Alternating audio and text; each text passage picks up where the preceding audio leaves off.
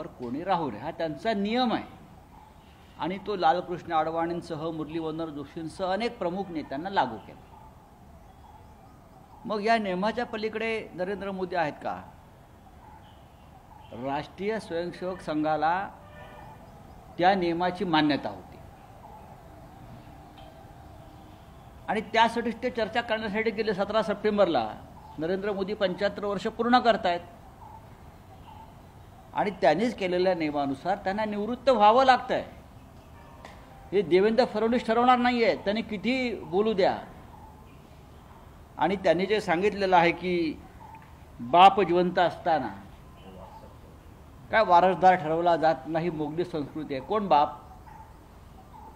कोणाचा बाप? कोणाचा बाप? देशाला बाप नाही आहे, त्या देशाला बाप नाही आहे. मोदी हे पंतप्रधान आहेत, ही एक तात्पुरती व्यवस्था असते. आणि मी म्हणालो की राम आणि कृष्णसुद्धा आले आणि गेले त्यांचं अवतार कार्य संपल्यावर. त्यांनी जे काय कार्य हातात घेतलं होतं ते संपल्यावर ते निघून गेले. नरेंद्र मोदींचं सुद्धा अवतार कार्य संपलेलं आहे, त्यांना निघून जावं लागेल.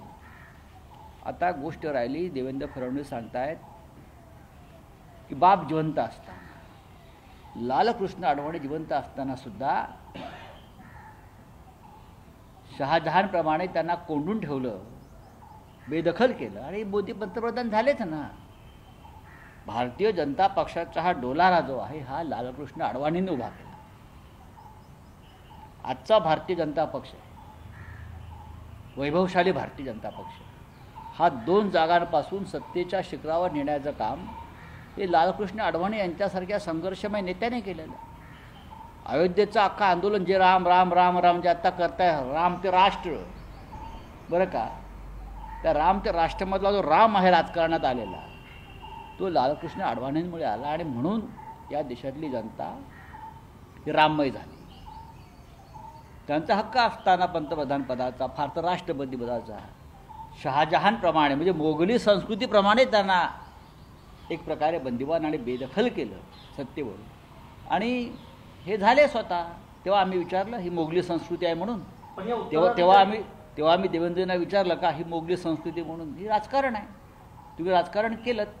पण या उत्तराधिकारी मुद्द्यावरनं अजित पवारांना आता ट्रोल केलं जात आहे. बघा की अजित पवारांना ट्रोल का करतायत किंवा एकनाथ शिंदेना ट्रोल का करतात त्याच्याविषयी मला मत व्यक्त करायचं नाही. मी देशाचे पंतप्रधान नरेंद्र मोदी 75 वर्षाचे होत आहेत आणि त्याविषयी चर्चा करण्यासाठी त्यांना RSS मुख्यालयामध्ये मी पाचारण केलं होतं म्हणणार नाही, पण चर्चेला आमंत्रित केलं होतं. एक लक्षात घ्या की RSS राष्ट्रीय स्वयंसेवक संघ ही भारतीय जनता पक्षाची मातृसंस्था आहे, आईबाप आहे. आईबाप ठरवतील ना, ही मातृसंस्था आहे.